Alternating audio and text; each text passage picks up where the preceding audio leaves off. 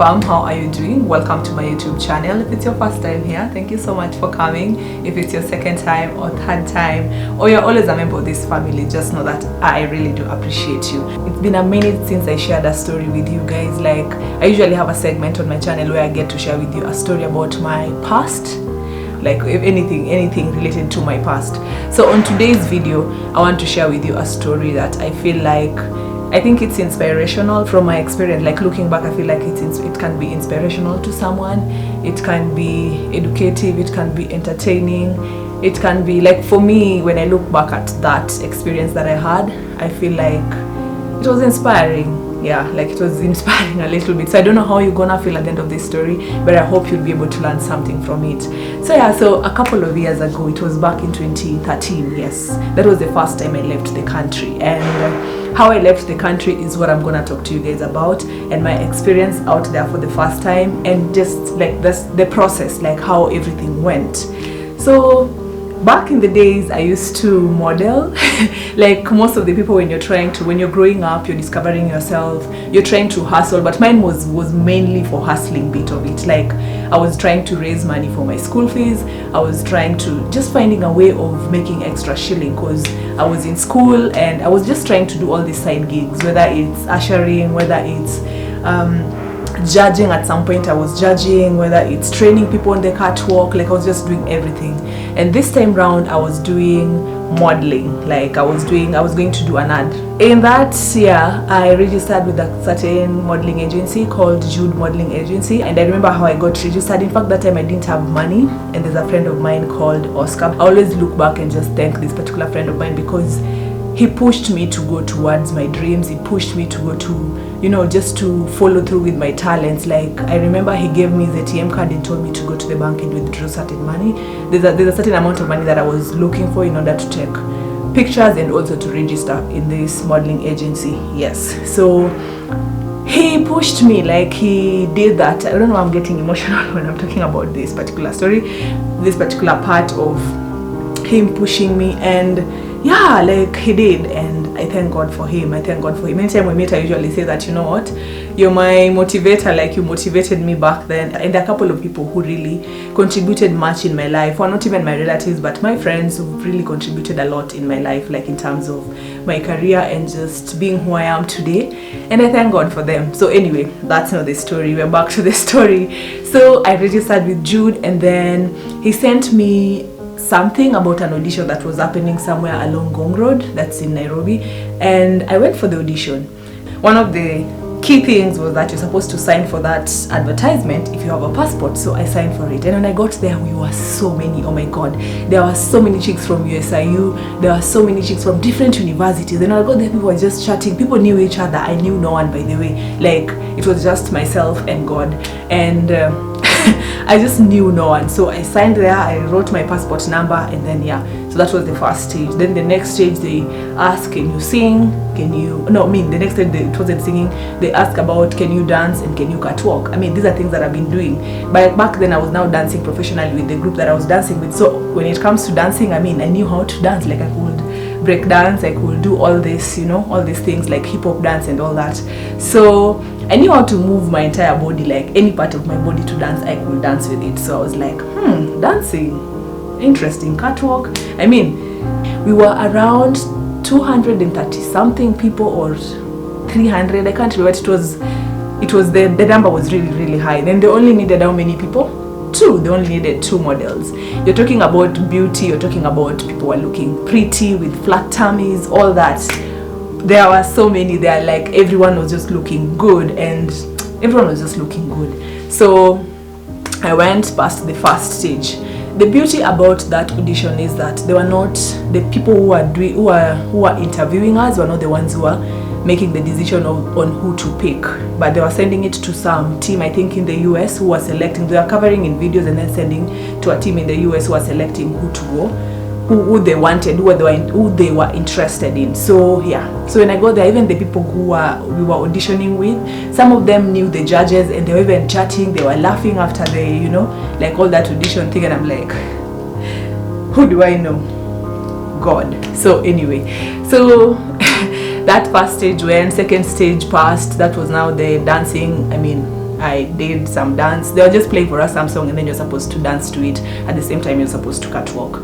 So that one I passed. I think the next stage, well, of course they were reducing. So the next stage, what did they say? They said they wanted people who can dance, rap, yes, and sing, and catwalk, and still smile. Oh my God, there are so many things. And then they gave us a song. They sent us a song on the phone, and you're supposed to listen to that song, master the words, and then go and do it, like go perform. So during that time I was working with a certain company, and of course I was going for these auditions in the morning before I went to work. Like I was always going the first people to just go for that audition, because you know what, I didn't want to run late at work. So at this stage I saw some other people were also auditioning. They had passed, it's just that I didn't see them before. And guess who were there? Some chicks from Sarakasi dancers. And I was like, oh my God, like these people dance. Yes, I remember even one of them, not even one, but I think 3 of them, we were with them during Sakata. And the time of course my dance group, we went for Sakata. By the way, we were the first girls crew to get to Sakata finals. Yeah, my dance group. So they were feeling, anyway, that aside. So when I saw them, I was just like, oh my God. I thought because it was dancing, like because you know I have this background in dancing, because most of the people who were there, they were just models and not dancers. So when I saw them, I was like, damn, like now the competition is very, very stiff. So I went. I think we were given, like, we were not given time for practicing, like you go practice for 10 minutes and then come back, but we were told to practice and then come when you're ready. So because I was running late for work, I was just like, let me just be among the first people to go. So I was the first one who went, and I sang that song. I still remember the song up to date.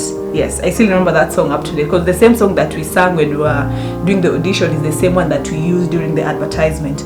Oh, and if I didn't mention, the advertisement is for, what do you call it, always the pads, like sanitary towel. So that was the ad. And yeah, so to cut the long story short, we remained like 3 of us. And I was, after the audition, you are waiting for like 3 days before you receive an email. So during that time, all my colleagues, by the way, they believed in me, and they knew that it was going to be mine. Like they say that, I know you're going, so you better start packing. And you know, this thing had not left the country yet. Like it was my first time that I was going to fly out and even leave the country. So I was like, I can't explain the exact feeling, but all I know is it was just excitement, and the fact that I was going to get to a plane. I'd never been on a plane before. Like I was just, you know, like the thought of it. And then my colleagues were always like, I know, Christine, this is yours. So they were covering for me, because I never used to tell my boss where I was going. They were always covering and saying that, oh, I went to do some, I don't know, printing, or I went to do something, like running some office errands. So anyway, they covered for me, for real. After the last interview, we were 3 of us. One of the chick was the one from Sarakasi dancers, Naomi. And then there's another chick, I can't remember her name. And then myself. So during that, I think we stayed for a week before the email came, but they were supposed to send emails to only people who are going to go for the interview, who are going now to, not to interview, but people who are going to do this advertisement. Now the people are going to travel. So that was myself and Naomi, the chick who we are with in Sakata, who's a Sarakasi dancer. And I was like, oh my God, like it was so good. And when I told Oscar about it, Oscar is that friend of mine. Why am I doing this? But that friend of mine, yes, my motivator. Yes, the one who's been pushing me to go towards my dreams and all that. And I told Oscar that it's myself, Naomi, and someone else who are left now in the audition, rather. And he knew. He was like, I know it's going to be you and Naomi, but I mean, like, I was like, why? No, I just have a feeling it's going to be you and Naomi. So of course at that time, because we've gone through all this journey, we were very close to this other chick as well. And also the people were getting to the finals and being dropped. We were very close to each other at that particular time, because we used to interact a lot, and we were just praying, I hope it's us, I hope it's us. So you don't know, like it's, yeah. So the day for traveling came. Of course the company was taking care of everything. I think we're traveling with Blue Sky or something like that. There's a company in Kenya called Blue Sky. So they're the ones who are taking us there. With this lady who was very, very, like, I used to admire her a lot. Then, yeah, I don't know where she is, but she was someone who was slightly older than us, like now our manager, who was going with us. So anyway, the day for traveling. Hey, the mistake that I did. Oh my God. Woo-hoo. So remember, this chick is a model. Yes. So when you're a model, you wear 6-inch, you know, most of the time when you're going for all these things, you wear 6-inch or maybe 5 inches. Just, you know, your shoes are always high. The mistake I did is I traveled wearing heels. Oh my God. That was a nightmare. Of course, I didn't know that, of course, there's a lot of checking in, walking around in the airport. And this airport is not even big, but I'm telling you, our Kenyan airport is not even that big. But still, there was a lot of walking, and then you have your suitcase and you have CG what. I mean, it was my first time flying, so I didn't even know much. But that is not the only thing that I did, the only mistake that I did. So if you're watching this and you've never gone to any country, or maybe you've never, I don't know, like whenever you're traveling, please, I would advise you to wear your sneakers. Please wear your sneakers. And my heels were so heavy. I think I have one, let me show you. My heels, yes, my heels were this sharp. You see this? They were this sharp. I don't know if you can see these shoes right here. And they were, I think this, but not, they were higher than this. This is more like 5 inches. The heels I had were like, I think 6 inches. Hey! Good people, the only beauty is they had the platform up and belly, but still ulkuna choka. Like, I was so tired and I was just like, oh my God, who told me to wear these heels? And I didn't have flat shoes, by the way. Did I? No, I can't remember. No, actually I didn't have any flat shoes. And you see the way nowadays I'm always with old school wearing CG what. Now that was because of the dancing, but now this time, remember, it was more of this ad thing, was more of the modeling bit of it, the face, you know. So that's why I was like, mimi na tu heels twangu we nilisikia uchungu kwa hiyo airport. Like, I was like, oh my God. So by the time we were, of course, boarding, and then, I mean, it was interesting. I don't know if I still have those pictures, but it was my first time going. And the first time I left the country, of course, we went with Qatar airline, and we went all the way to Doha. When we got to Doha, the airport was big. The place was beautiful, like the lights, you know, like nilikuwa na kamshamba tu fulani amefika tu, yani ni kama hata sijaona hizi vitu, but ni ukweli, I'd never seen those things. So as in, it was just so beautiful, and the airport is big. And when you compare with our airport, in fact, that time our airport during that time when our airport burnt, or rather something happened to our airport, so it was very, very, can I say, shady, but it was looking just not good. It was looking really, really bad. I'm so proud of my country. At least now our airport looks at least presentable, especially in East Africa. Like, at least it's very, very presentable. But now when you compare with other airports out there, so Doha, yes, we went to the new airport. Their new airport, yes, we went. I think it was ready by then. So we went to that new airport. It was big. It was beautiful, because that's where we had one stopover in Doha, and then now we are going straight to Beirut. I didn't say even the place where we are going to, but the advert was going to be shot in Beirut. Beirut is in Lebanon. And yeah, that was my first time leaving the country. So that was, anyway, the first mistake I did. So we got to that Doha airport, stayed for it was either 1 hour or less. And then now we go to the flight that was taking us to Beirut. From here to Doha, I think is around 5 hours, 4 and something. It's the same as going to Dubai, I think. I can't remember well, but now from there to Beirut was another, I think, 7 hours or 9 hours flight between that. I was supposed to do research before this, but gosh, I can't remember. I think it's around 7 hours. So anyway, we go to Beirut. These people don't speak English, most of them. And we checked in the hotel where we were staying. It was really, really nice. I can't remember the name of the hotel. Everyone was staying in their room. This is the first time I'm having this experience, good people. Like, by that time, I think then I wasn't traveling to hotels alone the way I started traveling after. Like, it was just good experience, people taking care of you, using nini, and they used to give us per diem every day. Like, it was around, I think, 16K, but it was a lot of money, you know, like, it was a lot of money to receive per day, you know. Like, we stayed there for 7 days or 8 days, but it was long. So we were going to be trained, of course, like on the dancing. There's a guy who came, anyway, before I jump to that part. So we checked in the hotel, we settled. Then the next day there's a car that came to pick us up to take us to the studio where we're going to, of course, be introduced to the team who are going to shoot all this advertisement. We were briefed. We were very special. I'm telling you, good people, we were special at that particular time. And the beauty is, I went with my open hair, by the way. So they said, after briefing us, they said that they're going to do, what do you call it? They are going to take us to the salon. We're going to get, I don't know, like pampered, like massage, all those things. First time, good people, everything was just first time. And I was happy. We went, did our nails. I'd never gone to a salon to fix my nails by that time. I think it was the first time being, you know, doing all the manicure and pedicure. It was the first time. Everything was just felt like Christmas to me, and like I'm glad that happened anyway. So with Naomi all the entire time. So we went, and after that we were taken to another salon, some African salon, and that salon, I think that was the first time they made some. I had very long braids. They fixed my hair, some Ethiopian salon, then they did my hair. I had they did some very long braids, black long braids. Thank God my hair was open. And then my friend, can you imagine? She had pierced something like a ring on, I don't know what they call this one for here, but not the tongue, but this one for here, somewhere here.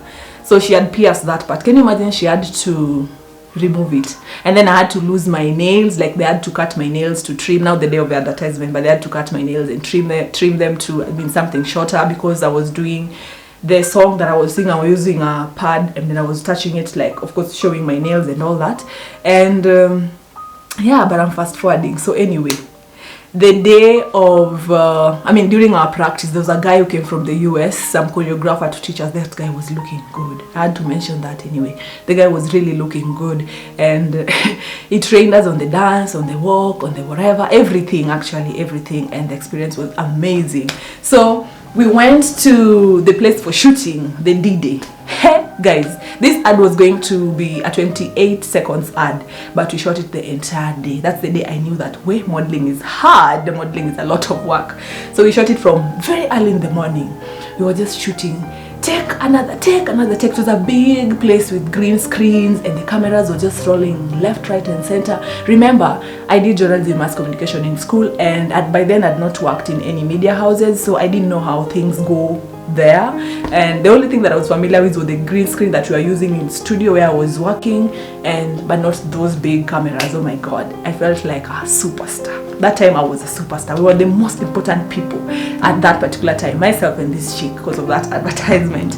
Yes, and then of course the crew were people from the US who were doing it. I don't know why they chose Beirut though. I still don't understand, because the ad was going to be aired in Nigerian TV stations, and it was, my picture was taken and was going to be on Nigerian billboard, which all those happened. Yes, they did happen for like, because we signed something for like a year. They're going to be used for like 1 year. Anything after, we're going to get money after. So fast forward to after the advertisement. Of course, everything was done. I mean, everything, we finished everything. We went shopping a little bit. Of course, I had money, good people, because every day they were bringing us food. The per diem that we were giving us, we were supposed to buy food with. We never even used it. Anytime we were there, they were just bringing food to us. So my money was just my money, as in. So this company, I think, is one of the first modeling company that I ever worked with that the payment came immediately. Like the moment we finished the job on that particular day, when we got back to our room, our manager called us and we were given our money. Like it was in cash, it was in dollars. Oh my god, like it was so good. And that was the first time I touched a lot of money all at once. I think it was around 200 and something K, 200 and something, was it 230, 240? But it was a lot of money. Can you imagine? Take yourself back to 2015. I don't know, maybe if you're born in money, you won't feel my excitement, but yeah, 2013, not 2015, 2013, and then you have 240K cash, like with you. You're young, you're that young. Yes, I was that young with that money. So I was happy. Of course, now we were packing. The next day we were leaving. Guess what I did, good people? Another mistake. I know this story is going to be long, but just bear with me. So I took the money, all the money. I only took, I think, $100 or $500. That is what I had on my hand luggage.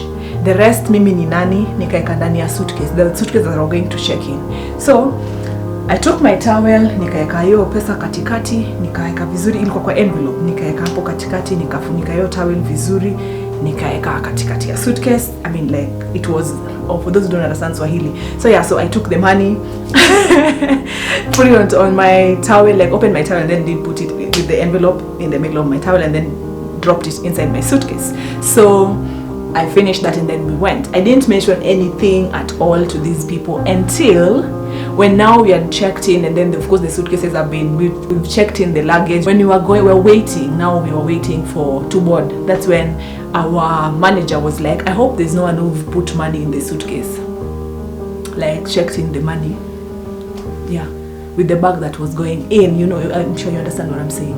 And then I was like, what do you mean? I hope you'll have your money with you in your hand luggage. I was like, no, I only have $500.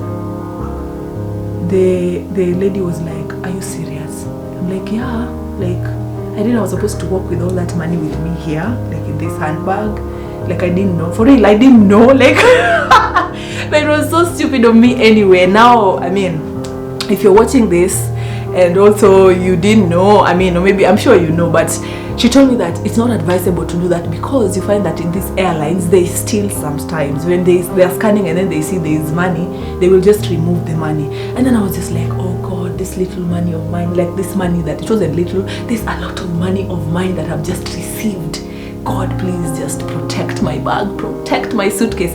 And I didn't lock my suitcase, by the way. Like, no, I didn't lock it using a padlock, but I used the code for locking a suitcase. So I was just like, and then I said that I've locked it. And then my manager was like, no, they still scan it and then they just do something, and then it's not safe. Imagine, she was just carrying me. So all the way from Beirut to Doha, I was just worried. And then you know what? Like, of course, when you get to Beirut, when you get to Doha, we're not going to check our suitcases. They're going to be transferred straight to the plane where we're coming with to Nairobi. So I was just like, oh God, we had like 6 hours stopover. So thank God I had those 500 whatever.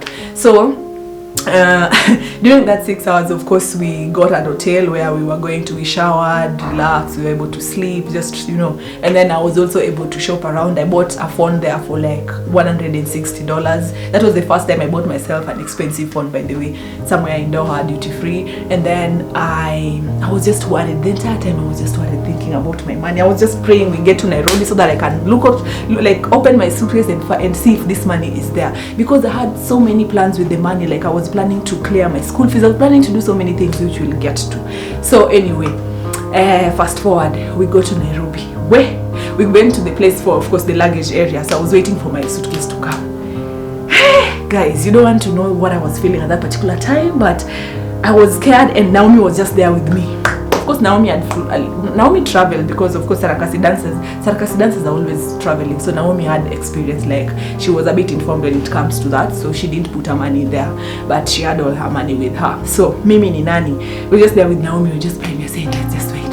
So my suitcase got there. The first thing I did was to open it there and there. Like, I did not even wait to get out. Nikafungua. Then I checked. My money was intact. Like, I was like, thank you God, thank you God, thank you God. But they say that some of these flights, they usually do that. There are many flights with these theft stories, and we thank God, because maybe we also thought that the fact that you were coming from that side, plus I'm sure that money was not that, but I think it was a lot to me, but maybe to the people who are, but God protected me, let me just say that. And then the fact that it was a Muslim country, maybe they don't have such things, but, and then Qatar airline is also not that, you know, it's a good airline. So yeah, but I was told never put in your money in the luggage that you're going to check in. You get, like, the one that is you're going to ile huko chini, ile pale chini kwa ndege. Do not. So just have it in your hand luggage. So that was that. So I got my money, and I think we got here around 5 a.m. in the morning. We go to my house. I mean, like, I got to my place. Now everyone went, and I go to my house. I was living in South B, in some SQ in South B, which was very beautiful and small. Like, that house was very, very cozy. My little tiny house in South B. So it was an SQ bedsitter. SQ or bedsitter, this is the same here, but it was an SQ. And when I got there, I'm telling you, I slept for I think how many hours. Then the next day I just woke up. I went shopping, you know, like I went buying the things that I had a list of things. Like, I even written that list before traveling or before even getting the job. I knew that I was going to clear my fees in college. I knew that I was going, of course, to tithe. I was going to give my mother a certain amount. I was going to give all my siblings a certain amount. Then there was a cousin of mine who was always there for me. So I was going to give my cousin again money. And I was going to buy the things for my house, like in terms of the fridge, the microwave, everything that is here. by the way, are things that I bought with that money. That money, yes, it served me. Like, I just had to go and get the good quality stuff. That's why they've lasted even for this long. Like, at least my microwave has never had any issues. My fridge is still the same, and I got them back in 2013. So I mean, when I look back, I'm just impressed. And I also paid for driving school in that 2013. Kwa nini nilikuwa na gari? I was just hoping, like, I was, you know, those things that you do, you just prepare yourself, even if you don't see it, like, you just do something in preparation for something else. So I paid, I think it was around 21 or 19 something, because I was going nilienda nikafanya, I was driving the lorry, like the AA lorry. So I went to AA, paid for that. I did so many things. So later on in the day, I think 2 days later, my elder sister calls me and she's like, so what are you planning to do with the money? I was like, what money? The money that you got. I'm like, I've used it. Like, I've done the things that I wanted to do. I've saved whatever I was supposed to save. Took to my church. Yeah, like, I've done almost everything. Like, mimi nimemaliza nyumbangu iko furnished and school fees they clear. Like, I was just excited. I was also, when my sister was asking me what are you planning to do with the money, I was like, I knew what I was going to do with the money before I even got the audition. You know, like, before I even went for this trip, I knew already the things that I had listed that I was going to do with the money. And I was young, and when I look back, I'm like, I was responsible. And of course, my colleagues, we went, had lunch outside. Of course, we had to treat them because they were very supportive. And yeah, so I did talk about my boss, telling my boss, but my boss was so happy for me that I got that interview. I got that audition. I got that advertisement job. It was a big thing. And then of course some percentage was going to my modeling agency. I think 20% or something that was going to my modeling agency. And yeah, so that's how I got the job, and that's how I left the country for the first time. And then I've been traveling after that. Like, I've been to quite a number of places now, alone, not with work, but for holidays and all that. And yeah, so the moral of this story is, I know it's very, very long, but the moral of this story is you need to prepare yourself. Like, opportunity meets preparation. So is it opportunity meets preparation? Okay, yeah, opportunity meets preparation. Yeah, you just need to prepare yourself for some things. Like, even if it's something that you don't know when it's gonna come, but just prepare. Getting the passport, doing all these things, like listing down the things I wanted, just trusting God and having the faith that things are going to work out. It did. And I just thank God. That's it, by the way, good people. If you're watching this and you've gotten here, thank you so much for watching. If you like this particular story, thumbs up. If there's anything you want to share, please leave a comment and let me know, how was your experience flying out for the first time? Like, if you've been out of this country, how was the experience going out for the first time? And what took you out there? Was it a holiday? Was it a family thing? Like, you know, such simple things really, really matters to me and to some of us here. It's going to be maybe someone's inspiration. It's going to be, you know, like, share. Just leave a comment on the comment section. If you've gotten here and you haven't subscribed to my channel, kindly do by pressing on that amazing lady popping over there. If you like this story, please thumbs up. And if you want to hear more stories, please let me know. And until next time, good people, kisses to you.